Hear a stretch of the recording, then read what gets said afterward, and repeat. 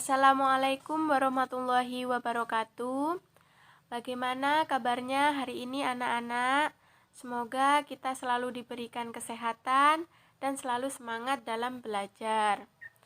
Nah, sebelum kita memulai pada pembelajaran pagi hari ini, alangkah baiknya kita awali dengan berdoa terlebih dahulu ya, agar ilmu yang kita dapatkan bisa bermanfaat dan barokah. Berdoa mulai.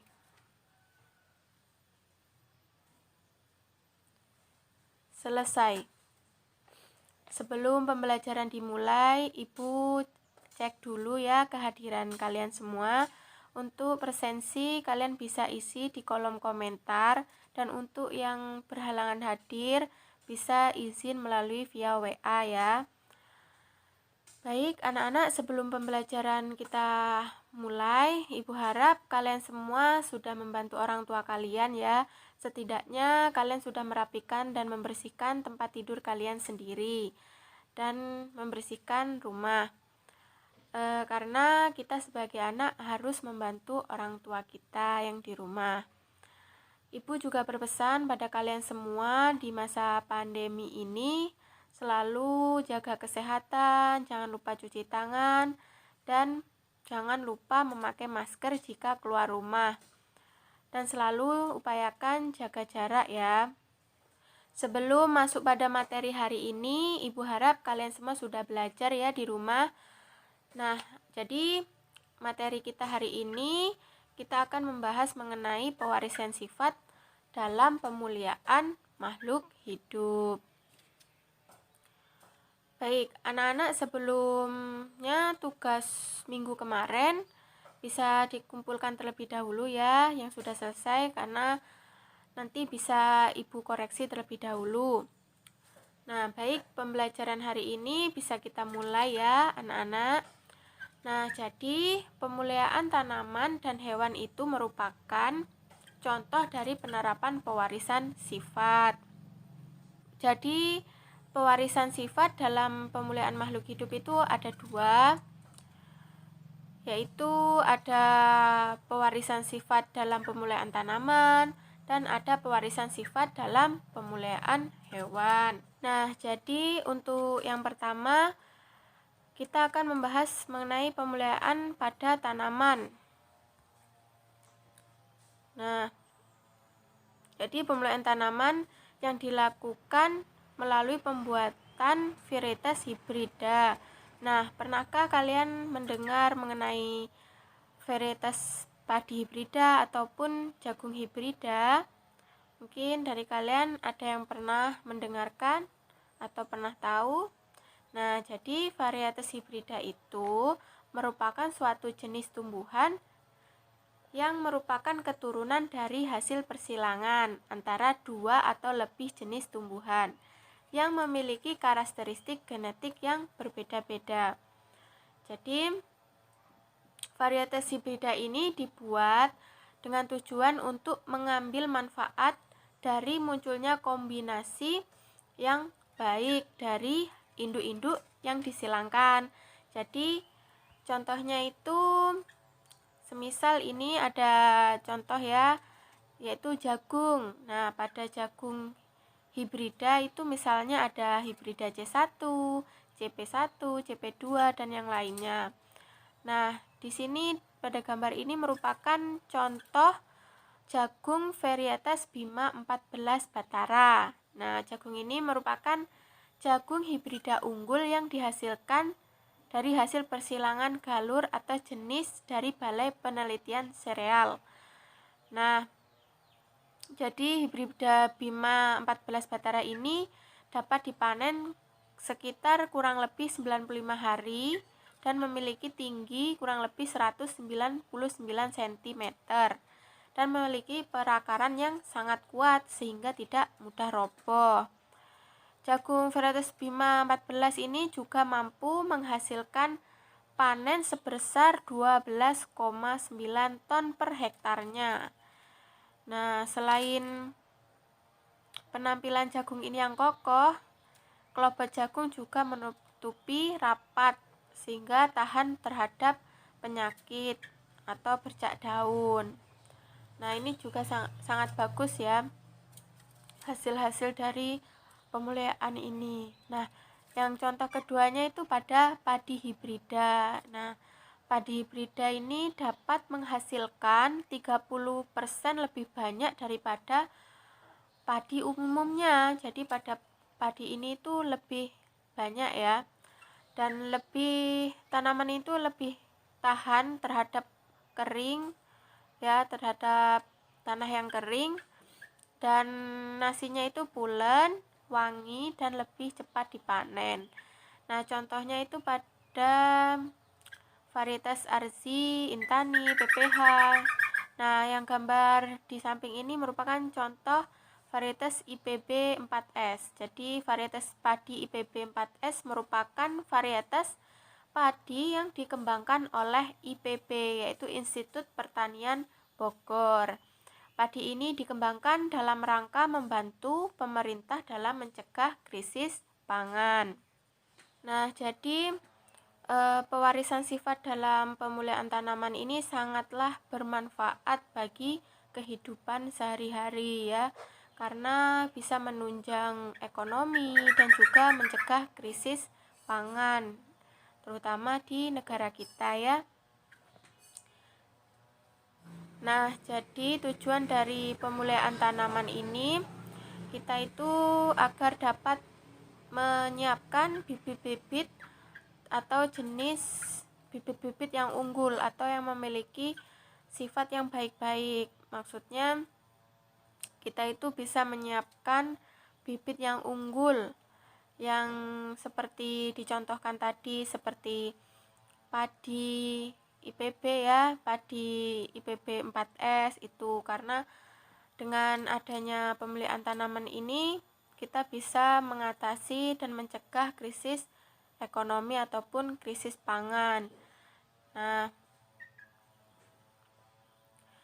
jadi begitu ya anak-anak untuk pewarisan sifat dalam pemulihaan tanaman. Ya, jadi tanaman hibrida tadi ada jagung dan ada padi. Baik, dari sini mungkin ada yang dibingungkan atau ada yang kurang jelas, bisa ditanyakan ya melalui kolom komentar. Nah, nanti bisa Ibu jawab setelah pembelajaran ini selesai. Nah, baik, bisa kita lanjutkan ya anak-anak untuk materi berikutnya sembari kita menunggu pertanyaan dari anak-anak. Nah, di sini kalian adakah yang masih ingat dengan ayam pedaging atau yang biasa disebut dengan ayam potong? Nah, ayam pedaging ini atau ayam potong ini merupakan hasil persilangan antara dua individu yang berbeda ras atau varietasnya, namun masih dalam satu spesies. Nah, jadi ayam ini juga disebut dengan ayam broiler. Nah, jadi ayam pedaging ini dapat dikelompokkan berdasarkan asal daerahnya, antara lain Amerika, Mediterania, Inggris ya. Nah, jadi ini contoh dari pewarisan sifat dalam pemeliharaan hewan. Ini ada ayam broiler atau ayam pedaging. Kalau dari Asia yaitu jenis Brahma yang berasal dari India. Ayam broiler dari Inggris misalnya itu ada jenis Cornish, yaitu ayam yang memiliki tubuh pendek namun menghasilkan banyak daging. Nah, berikutnya ada ayam broiler dari Amerika, misalnya jenis Plymouth Rock ya. Ayam ini memiliki bulu putih, keabuan, tubuhnya besar, daging yang lezat dan mampu menghasilkan telur dengan baik. Jadi ayam ini dihasilkan dari persilangan ayam Dominique dan dengan ayam jenis Black Cousin ya. Jadi itu beberapa contohnya. Jadi pewarisan sifat itu juga sangatlah penting ya dalam pemulihan hewan yang nantinya agar dapat menghasilkan hewan ternak berkualitas tinggi.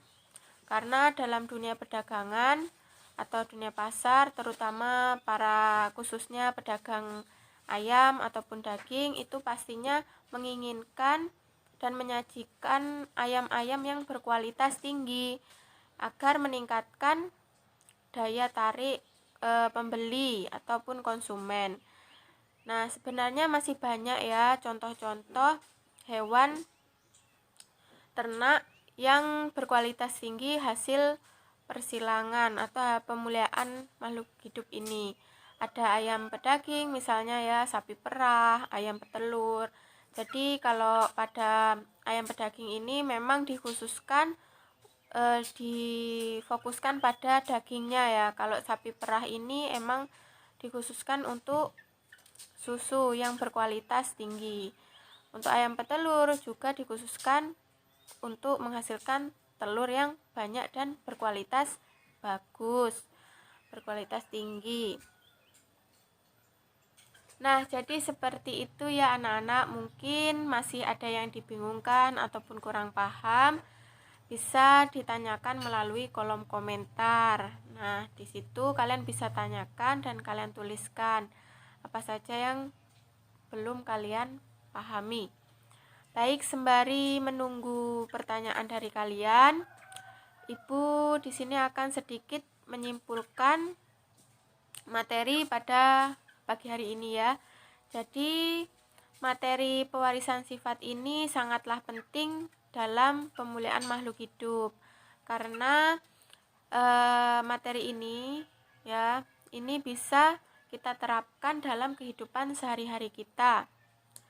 Ya, seperti yang Ibu telah contohkan tadi, seperti ayam pedaging itu jika di masyarakat atau dalam kehidupan sehari-hari itu semisal pada pedagang ayam potong itu sangat menunjang perekonomian mereka karena memang ayam pedaging ini berkualitas tinggi ya. Nah, jadi bisa menarik minat konsumen dan menunjang perekonomian masyarakat. Nah, jadi dimana tujuan dari pemulihan makhluk hidup ini itu agar menghasilkan bibit-bibit unggul atau ternak-ternak yang berkualitas tinggi yang nantinya bisa menunjang kebutuhan pangan manusia itu sendiri. Nah, baik, itu sedikit kesimpulan dari Ibu untuk materi pada hari ini. Baik, untuk tugas minggu kemarin yang dalam pengerjaannya bagus, Ibu kasih reward ya, berupa tambahan nilai. Nah, untuk minggu ini Ibu beri tugas lagi ya, agar kalian itu semangat dalam belajar. Jadi, kalian bisa kerjakan ya tugas rumah halaman 53 ya, soal latihan 3.3 nomor 4 dan nomor 5 saja ya. Jadi dikerjakan di rumah biar kalian bisa lebih paham. Untuk materi minggu depan kita akan membahas mengenai materi listrik statis. Jangan lupa dipelajari terlebih dahulu ya di rumah agar nanti kalian bisa lebih paham. Baik, Ibu rasa cukup materi pada hari ini. Sebelum kita mengakhiri pembelajaran pada hari ini, kita akhiri dengan berdoa terlebih dahulu. Semoga ilmu yang kita dapat bisa bermanfaat dan barokah. Berdoa mulai.